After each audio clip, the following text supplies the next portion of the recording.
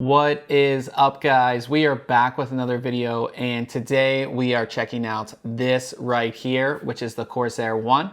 So let's go ahead and take a look.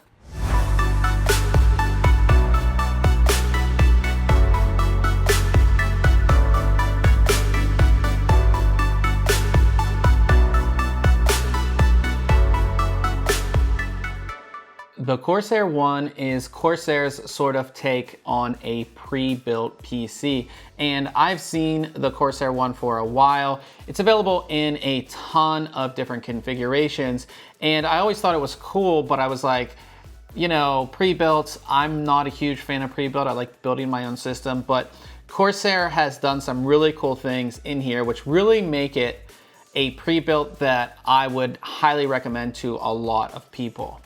This is the Corsair One i200, which is one of their latest Corsair One units. It features the Intel Core i9-10900K, a Z490 motherboard, 32 gigabytes of DDR4 memory, and an RTX 2080 Ti. Now, if you're not a fan of Intel, they offer Ryzen units.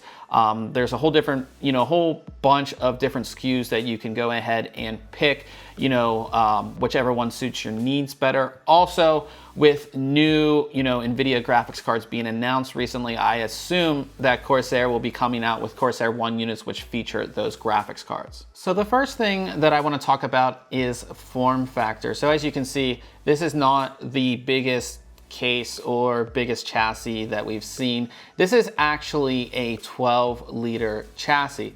And, they've gone for sort of this vertical look.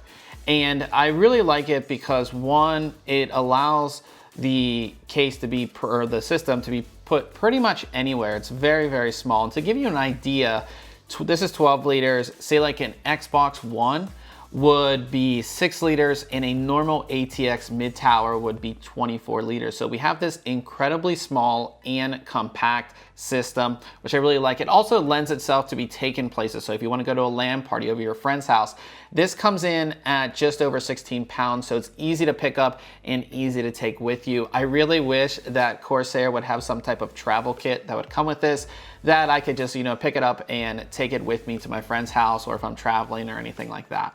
Another thing that I really like about the Corsair One is the overall design and quality. As you can see, it sort of has this kind of like futuristic transformer kind of look to it with the RGB lighting in the front, which we'll of course go over here in just a little bit. But on top of that, all these panels are metal. That just shows the quality. And a lot of times when it comes to pre-built, when it comes to the chassis, the quality kind of goes down. So you have this sort of really nice heavy duty chassis. On the front of the unit, you do have a few connections just right up here. So you do have a combination headphone and microphone port, 2 USB 3.0 ports, and an HDMI port. The HDMI port is, of course, great for VR headsets. Now, it would have been nice to see a Type-C here, just because Type-C is slowly getting adopted, and this is the i200 unit, which is based off Intel's 10th generation, and almost all of those boards have a Type-C, so it would have been nice to see Type-C there. All the way at the top of the unit, we have a 140 millimeter cooling fan. The whole idea in this case is, of course, hot air rises, and the top fan will go ahead and exhaust all of that heat out of your system. On each side of the chassis, you have these cool little ventilated openings. These are for the radiators that are inside, which of course we will be getting to, but it does provide a really cool look, and of course helps with cooling as well. On the back of the unit, you have the rest of your connections, which of course come from the installed motherboard.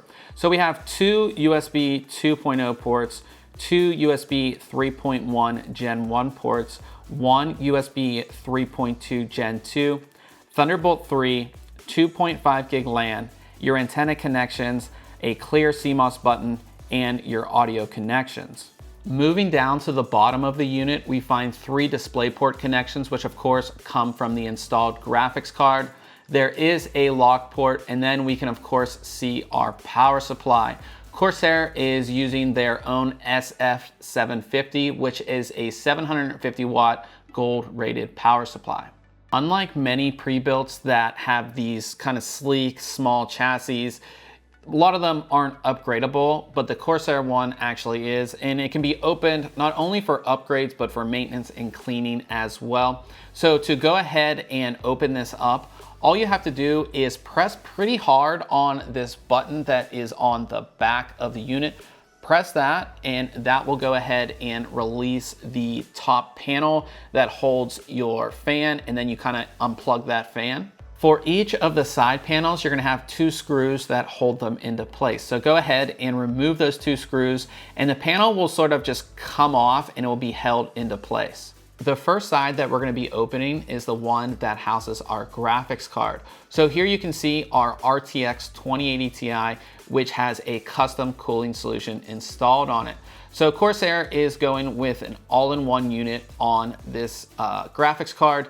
It is completely independent from the one on the CPU, which we'll show you in just a second. So if this fails, your CPU won't fail as well, which I kind of like. They're using a radiator that kind of stretches the entire height of the panel, which is really nice. And then you actually have a very large heatsink with a fan that covers sort of your power delivery components for your graphics card. It's an all-in-one unit. It's really cool how they're able to put all of that together in such a small space. It would have been nice to have more fans on the radiator, but of course, you know, with this being such a small chassis, you really can't do that. On the opposite side, we of course have the rest of our components. Starting with our motherboard, we have MSI's MEG Z490i Unify motherboard, and installed in that we have our Core i9 10900K. And then for our memory, Corsair uses their own Vengeance memory here, 32 gigabytes of memory running at 3200 megahertz. Of course, cooling the CPU is another custom all-in-one unit. This one has a little bit of a shorter radiator than what we saw on the graphics card side. It is completely all contained in one. And there are no extra fans. Like I said, it would have been nice to see just for better cooling, but we don't have any other fans. It just is relying on the top fan here. Moving down, we do have a hard drive, and this is a normal hard drive. This is not an SSD. This is a 5400 RPM hard drive. It would have been nice to at least get an SSD here. You do have a pre-installed NVMe SSD on the motherboard, but just for like games and everything else for this drive, it would have been nice to at least see an SSD. Loading games from a 5400 RPM hard drive is just going to be slow, so it would have been nice to see that. Moving down below that, we have, of course, our power supply, and this is as I said, Corsair's SF 750 watt unit. It is 80 plus gold rated.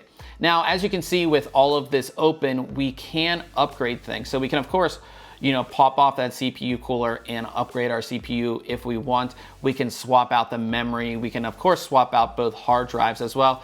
The power supply would be something that's really hard to swap out just for the fact of all of the wiring in there. And of course, we're not going to be able to swap out that graphics card because it was completely broken down to be put into the system. But it is nice that if you want to upgrade your memory down the line, if you have a hard drive failure, of course, you want to upgrade that normal hard drive to an SSD, you can easily do that as well. So here I have the Corsair set up so you can get a better look at the RGB lighting. I also have our monitor hooked up so we can take a look at some of the software that comes pre-installed. Now, a lot of pre-builts come with all this bloatware, stuff you don't need. Corsair doesn't have that. You have a few things. You have Corsair Diagnostics, which is powered by PC Doctor. It basically kind of gives you an overview of what's going on your system. You can see, you know, storage, network performance. You can do scans. You can check for Windows updates. It kind of gives you just an easy idea of what's going on your system, which is really nice. And that's pretty much it. And then, of course, you have Corsair's iCUE, which I'm sure a lot of you guys are familiar with. And we have iCUE, and of course our device is the Corsair One, and we'll go into it. So you can see kind of a live view. We have our fan, you know, you can see our fan speed, our pump, GPU pump, coolant, and our coolant speed. So we can kind of see all of that. Under lighting effects, of course, we have 4 different lighting zones for each of the RGB sections. So on each side, you have 4 different lighting zones. And of course, you can change those with the software. It's really easy. I'm sure you guys are familiar with Corsair 1, but you know, we have spiral rainbow. We can set it to just, you know, a normal color. We can do stuff, you know, rainbow wave. We can do that. We can do visor. You know, we have a bunch of different effects that we can go ahead and do. And then we go down to performance, and this is kind of like the only thing you can change as far as the fan speeds and things like that inside the system. So we have default, extreme, and custom. So default, we're running pretty quiet, 379 RPM. We'll go to extreme, and that fan should speed up a little bit. Or I think we have to select fan. There we go. We hit extreme and then we select it. And that should speed up. There it goes. So we're going all the way up here to over 500 RPM, getting close to 600 now.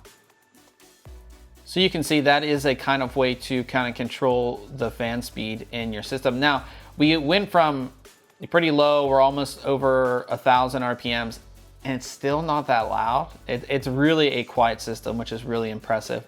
But that is the only kind of performance setting that you have for this. And we're over 1,200, 1,300 RPM now. And it's a little bit louder, but it's not super loud, as you guys can see. We'll go back to default. So you select default and then you hit it and it'll go back to default now. And then the next one is graphing. You can set graphs, I believe, just for whatever you have selected. So, you know, I select these things and I can make a graph of, you know, what they're doing, which might be a little bit useful for some people. And then we have notifications. So under notifications, we can add a notification. You know, if the temperature reaches a certain thing, we can change the RGBs on the system to red. So you walk in your room and your system's red, you know that it's overheating. Those type of things. It's pretty simple, but the software itself is pretty simple. One thing I did notice, which I didn't find a setting for in iCUE, and I don't think it's under lighting effects. I don't think hardware lighting, no. Like there's no setting. So if I load a game, so I'll load The Division 2, and when this loads, it's going to change the lighting on the system for Division 2. So you'll see it change to white and orange once this loads up. And there's no setting to change this, which is really weird. I didn't see it in the software. I don't know where it's at, if it is there, but we can go ahead and see when it loads up. It should be changed. Let me look. Yeah, so the RGBs have changed to the color of the game, but then again, I have no setting for that, so maybe I don't want that to run. That's kind of the only bad thing I found about this per se. But everything else, like I said, it just works fine. I'm fine with using iCUE for most things. The diagnostic software is nice to have, especially for beginners, but there's no other bloatware on the system, which is really great. So I really appreciate that. So now on to testing. We're first going to go over game testing. So we tested a bunch of games at 1080p, 1440p, and 4K resolutions. And we'll go ahead and show you how the Corsair i200 performs.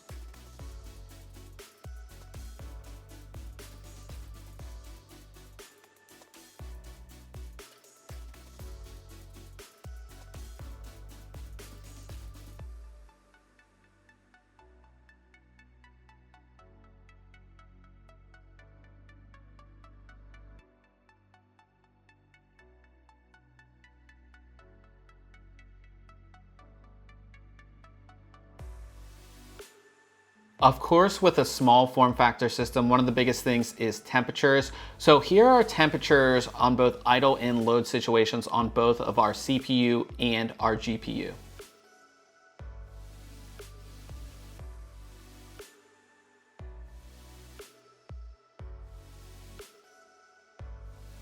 When it's all said and done, I really like the Corsair One. As I said, I'm not a fan of pre-builts. I'm just not. I would rather build my own system, kind of like you see behind me. Like I would rather do it all myself. But again, as always, there's people who don't want to do that, who don't have the time, who might not know how to do it.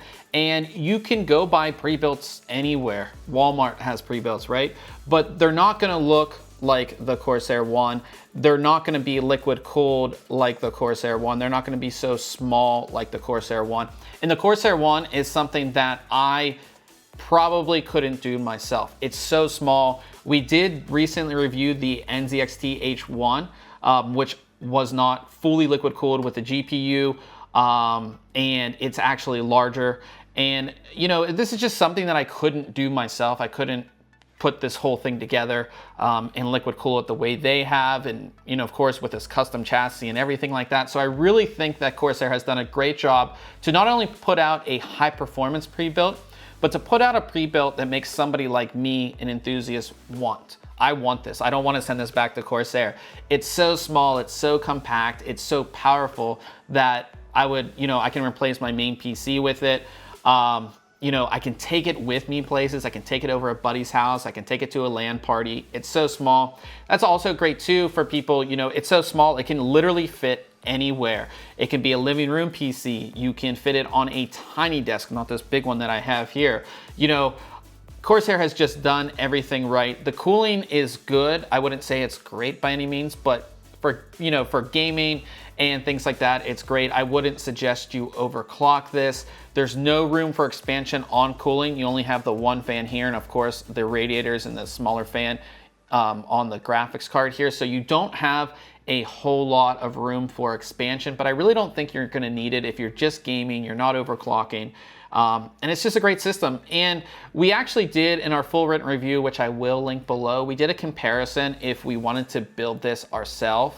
And it's only a few $100s more, picking out the parts, going with the NZXT H1 and all that kind of stuff. And of course, with that, we wouldn't be able to liquid cool our graphics card either. So this is just an awesome pre-built. I love what Corsair has done. I'm glad I finally got my hands on one of these and was able to test it and able to use it.